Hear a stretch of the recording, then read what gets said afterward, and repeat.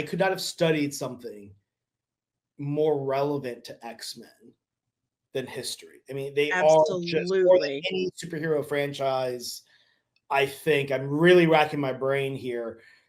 Is most aligned with just the study of history and the knowledge of history and the cycle of repetition that history tends to, which I mean 90 X-Men 97 was talking about that cycle, that deja vu. We always end up in the same ugly place. So was that part of your preparation for X-Men 97 was history?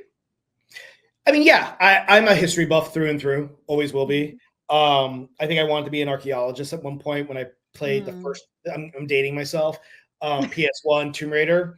I remember wanting to be little queer beau in Florida, being like, I want to be Laura Croft, and then quickly realized that's not how archaeology works, and it's a lot of sand, and I was like, nope. Um, but yeah, there was, especially the season is structured very intentionally. The first four Mhm. episodes, when I pitched the series to Marvel, the first four episodes were always designed to be a little bit of a misdirection. Mhm. It was, hey, we're back. Don't you remember how this cartoon was? Mhm. Storm is announcing her every single move, which is strategically a very bad thing to do. Yeah. Rogue is, thick with the accent and the analogies and the metaphors.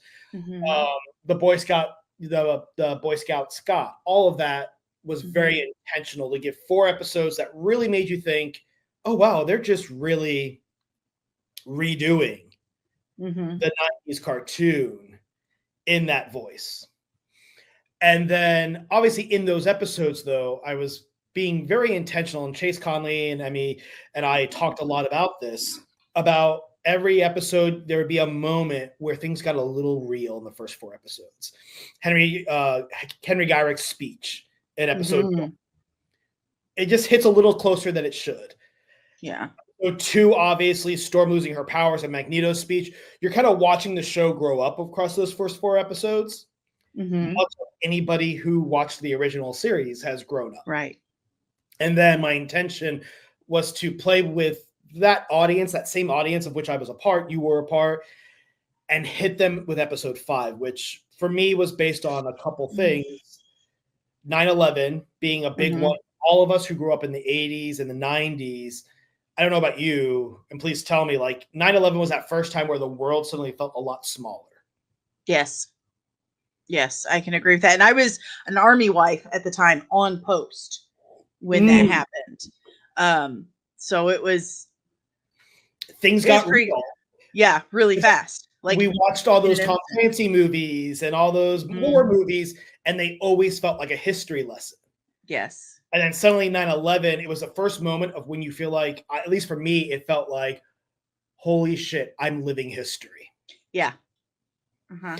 That was And the first time in my life I think the TV didn't leave news stations for days on yep, end. Like you just I want to say what I love, because episode 5 is surprisingly not my favorite episode of season 1. Well, we can talk about what my favorite episode is, and not because anything against the episode, um, but episode 5, it's tricky to talk about because there's things I love about it, but I feel weird talking about what I love about it because it is written in the memory of so many tragic incidences. right. 9/11 was one, and the other one for me very Mhm. personally was Pulse, the Yeah. gay nightclub shooting. Yeah. That was my club growing up in Orlando. I grew up in Orlando. Was born in Fort Myers, Florida. But that was me and my friends. That's where I like found my gay identity. It's also where I started to explore also um, what it meant to be a black gay man. I was raised by white people. I was adopted, so my kind of journey towards my blackness and my Latino side were all very much. I didn't have a roadmap ahead of me, Right. which may sound Right. familiar to what Magneto was talking about in episode 10, talking about like scrolling an endless fantasy of faces. That was me as a kid. I didn't have Yeah. anybody to look to. That was a preview of who I'd become. And so Pulse was just a place that I really cherished. And I was there, I'd gone home to visit family 2 weeks before that shooting happened. And I remember to this day, it was Pride in LA and getting text message after text message after text message at like 2 to 3 a.m. here as things were happening, and just trying to figure out where friends and family were. And my best friend Carla lived like 3 blocks from there. And she was the one I would always, she was my fruit fly. Um, and yeah, it just really Yeah. shook me. And so, and then obviously Tulsa, which nobody knew about Tulsa apparently until Watchmen's opening on I was HBO. gonna say, yeah. So I thought it was important to kind of make sure we capture those types of events and show people they're much more common than you would think.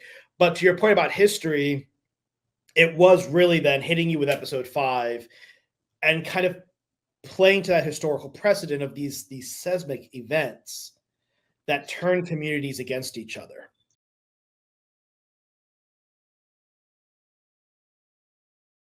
Disney and Kathleen Kennedy are gonna get you!